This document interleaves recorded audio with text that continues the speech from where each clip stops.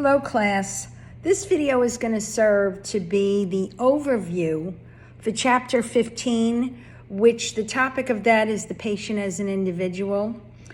This is very important because customer service today in healthcare is extremely important. And in order to deliver good customer service, you have to be able to understand each and every patient that's going to come across, whether it's on the telephone or whether it's in front of you. And so this chapter is going to help us to look at patients as an individual.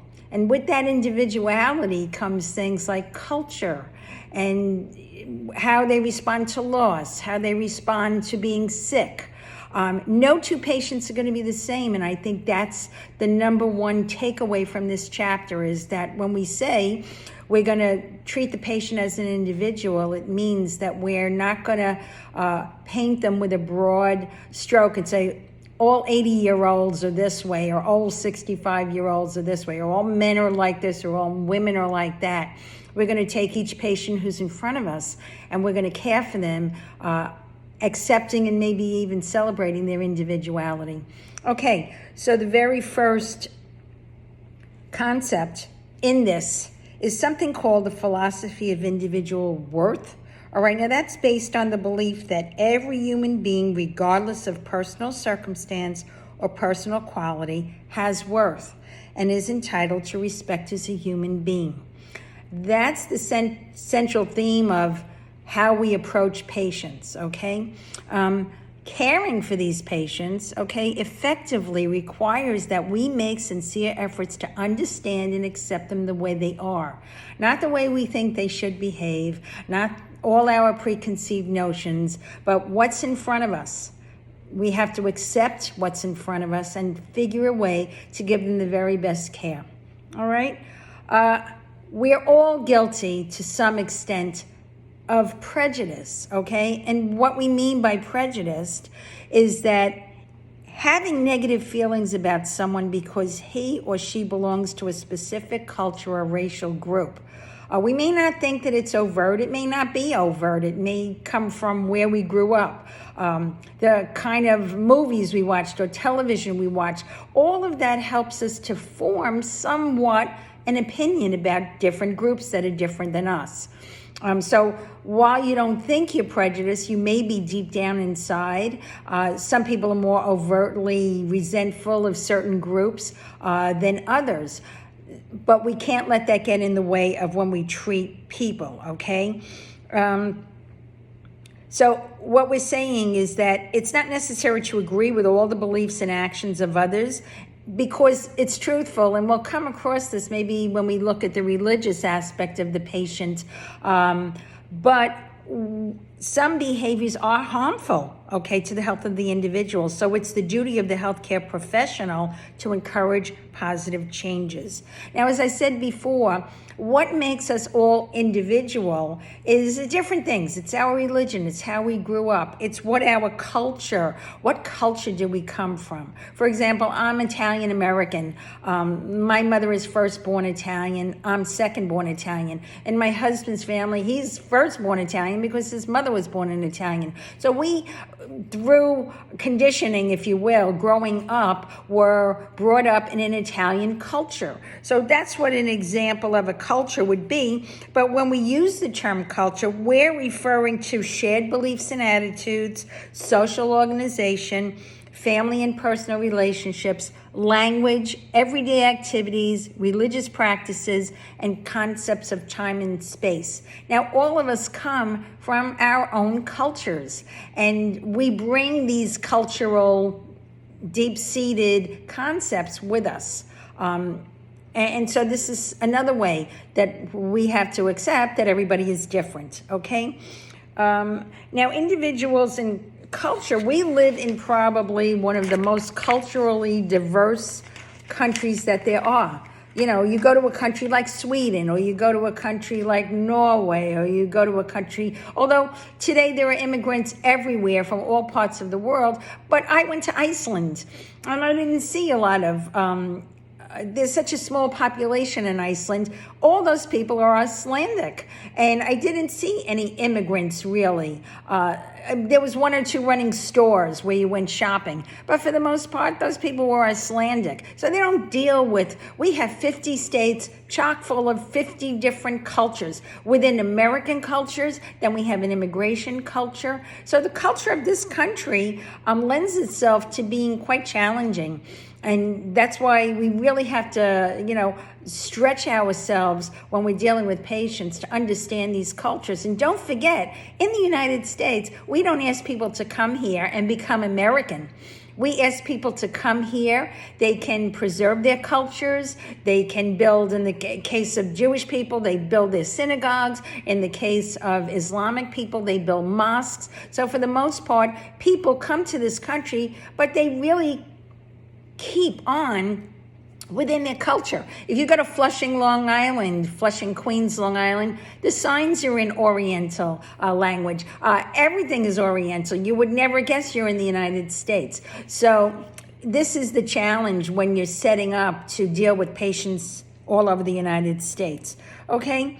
So we have to understand our country. There are certain things that are particular to the American culture, all right? One thing would be being on time. In America, you're expected to be on time. You're expected to work efficiently, okay? In America, we shake hands.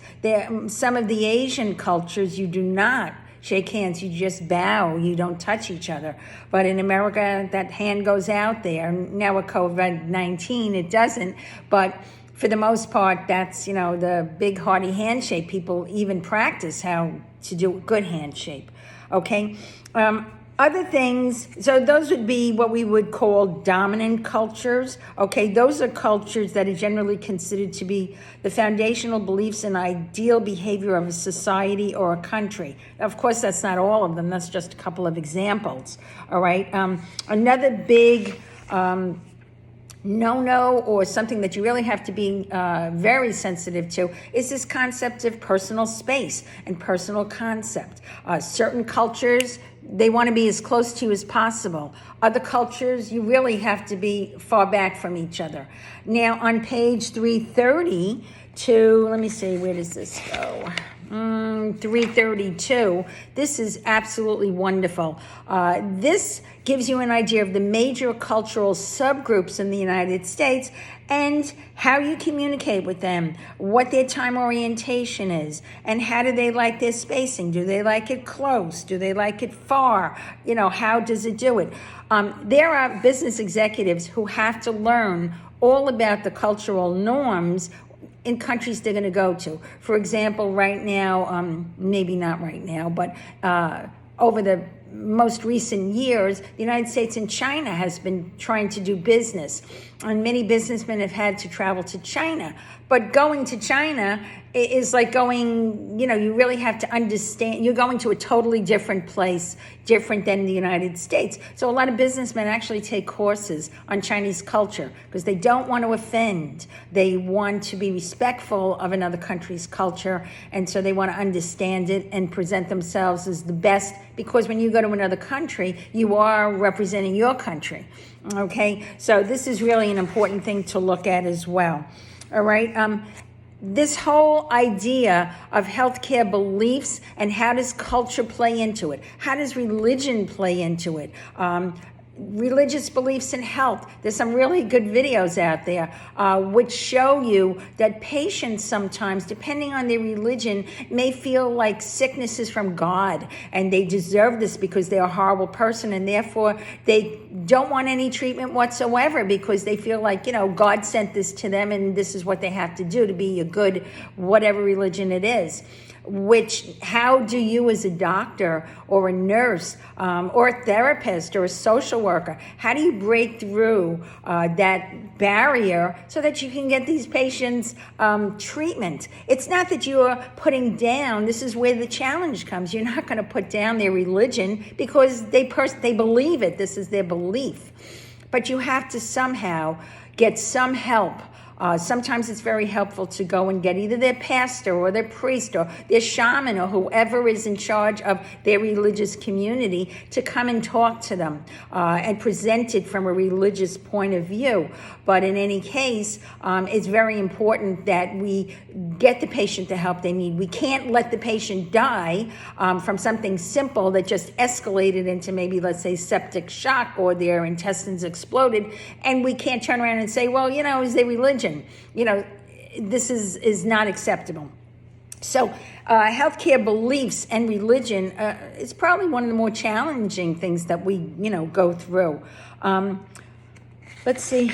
Okay, this other insight into our patients, excuse me, I have a little tickle, is this whole idea of the hierarchy of human needs. There's this gentleman called Maslow, all right, and he studied human behavior, and he came to the conclusion that human behavior is motivated by certain needs, okay, and only when these needs are fulfilled, then human behavior will go to the point that it's self-actualized, that it can give back, that it's contented.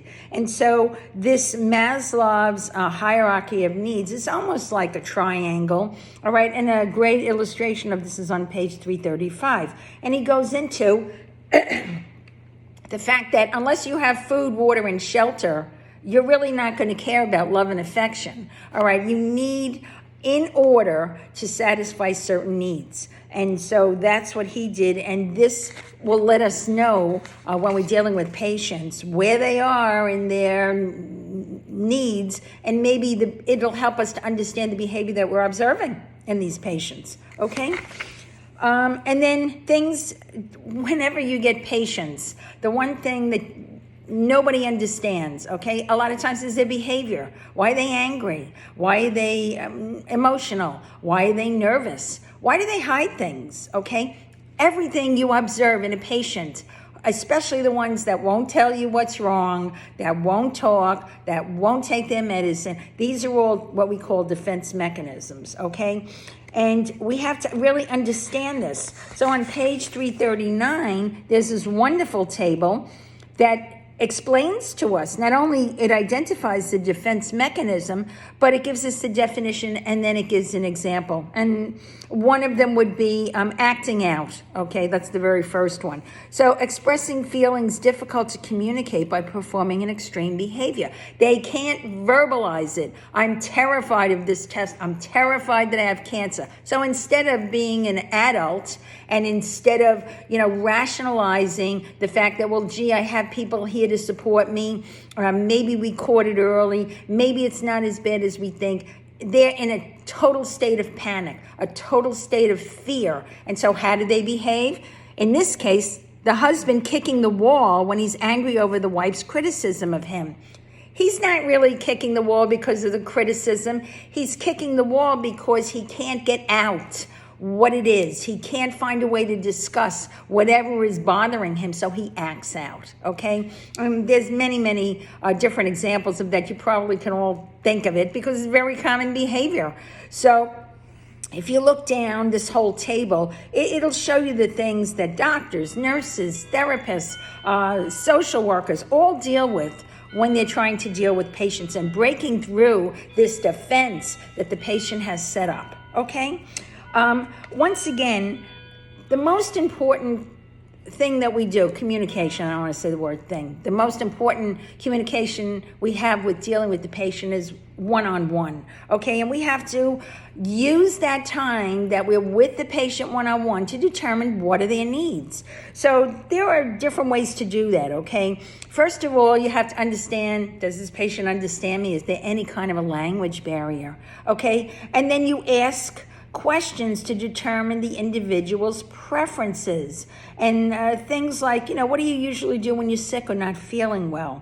What do you think will be the most important factor in your recovery? And then you have to look at the communication style and see how the patient responds. Is this a patient that will allow you to reach out and touch them, hold their hands? Or is it a patient that's more comfortable with you maybe standing up and being on the other side of the room? Okay, so that's communication style. Then, whenever you're engaged in a conversation with any patient on any level, you really have to listen to their responses. You may have a patient that's telling you, yes, I'm really fine, but you know what? Those shrugging shoulders tells me that there's something else going on there. Or no, I'm really fine, and the head is shaking back. Because one thing we do know, body language will give the patient away 100% of the time. So if you say to a patient, good morning, Mrs. Green, how are you today? And immediately that patient does this, there's a problem. This is the most offensive move anybody ever makes. All right, this patient is now actually covering their body, protecting themselves. We don't know from what yet at this point, okay? So, but that's the red flag. There's something they're gonna hide from us, all right? So it's very helpful to always explain to a patient, I'm so-and-so, I'm the social worker, I'm here today to try to help you with how you're gonna manage after you leave here. Okay, is that okay with you? Are you up to talking about that today? And, I'd really like to help you. So you lay it all out for the patient. And what you're trying to do is get this to come down. All right, so they're open to whatever it is you have to say. Okay, so this chapter closes with this very first sentence in the paragraph, which really says it all. In addition to being aware of cultural and individual differences, understanding human motivation and the need to preserve self-esteem will help you communicate effectively and provide appropriate care. And in the end, that's all we're really trying to do. We just need to do it in the best, most efficient and appropriate way for our patient, while remembering that they're an individual. Okay, so enjoy reading this chapter. It's a very important chapter. And then I will make another video for our next chapter. Have a good day. Bye-bye.